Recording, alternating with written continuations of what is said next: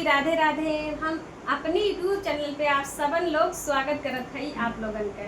तो आप लोगन के बीच एकदम धमाकेदार माड़ो में गाने वाला देवर समधी जेठ के सबके मतलब चुटकुल्ला लेके आया है, गावत जाए और ढेर सारा प्यार दुलार आशीर्वाद दे जाए। और यो बताया कि करी कि यहाँ माड़ो में गाड़ी गाई जाती। हाँ,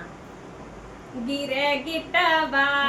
गिरे गिटवा बेचारा बड़ा हो रगड़ी, गिरे गिटवा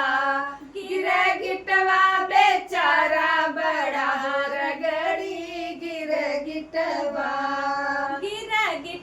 बेचारा बड़ा हो रगड़ी, गिरे गिटवा समधी के बहनी के आज रगड़ी, अरे कलर रगड़ी, अरे होली दीपावली के बाद रगड़ी, गिरे गिटवा बेचारा बड़ा हो रगड़ी, गिरे गिटवा बेचारा बड़ा रगड़ी, गिरे गिटवा जेठऊ जठऊ के दीदी के आज रगड़ी, कुछ काल रगड़ी, कुछ दिवाली के बाद रगड़ी, गिरे गिटवा बेचारा बड़ा हो रगड़ी, गिरे गिटवा बेचारा बड़ा हो रगड़ी, गिरे गिटवा